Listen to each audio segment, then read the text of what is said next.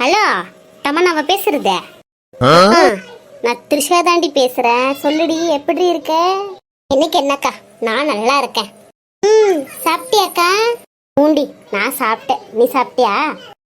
சாப்பிட்டேங்க்கா. என்ன பண்றது, இவனை கட்டிக்கின்னு முந்தினத்து குழம்பு சூடு பண்ணி சாப்பிட்டேன். ஏன் புருஷன்லாம் அப்படி இல்லப்பா, நான் என்ன கேட்டாலும் டக்குன்னு பண்ணிடுவாரு.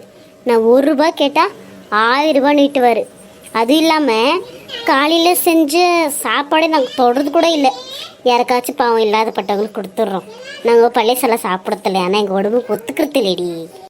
என்னது, இப்போ தானடி 1 வாரத்துக்கு முன்னாடி வச்ச கீரை குழம்ப கடாயில் போட்டு அந்த நக்கு நக்குன அப்படியே கடாய ஓட்ட விந்துக்குது. நீ காலையில் சாப்பாடு சாப்பிடுறது இல்லையா? என்னக்கா, மாமா என்னவோ சொல்றாரு போலகுது. ஓ, கம்முன்னு உட்கார மாட்டேன். எரியா, உனக்கு போன மாசம் கருவாட்டு குழம்பு ஊத்துறேன். ஏ, அது ஒன்றும் இல்லடி.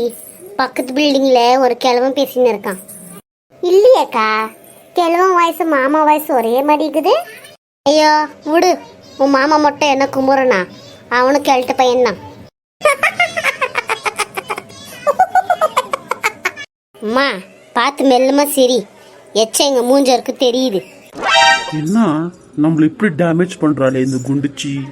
சரிடி ஆச்சி, நான் நைட்டுக்கு போய் திரு சமைக்கணும். வைக்கிட்டா? சரிக்கா, போய் சம, நானே வைக்கிறேன். ஓ, கம்முன்னு உக்கார மாட்டியா நீ? அவ என்னை பத்தி என்ன நினைப்பா? என் பிரஸ்டீஜ் என்ன ஆகும்?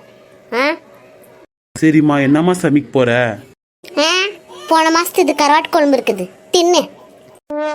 என் உயிர் நீ, என் வீட்டுல இருக்கிற குண்டாணி, பழைய சோறு போட்டு சாவடிக்கிற பொண்டாட்டி நீ, தெய்வ செஞ்சு கொஞ்சம் சுட சோறு போடுமானி, இல்லைன்னா இந்த உயிர் வாழாதுமா.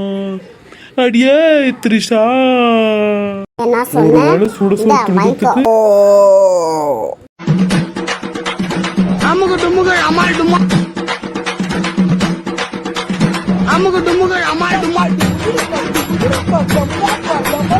அமுக டுமுக அமால் டுமா.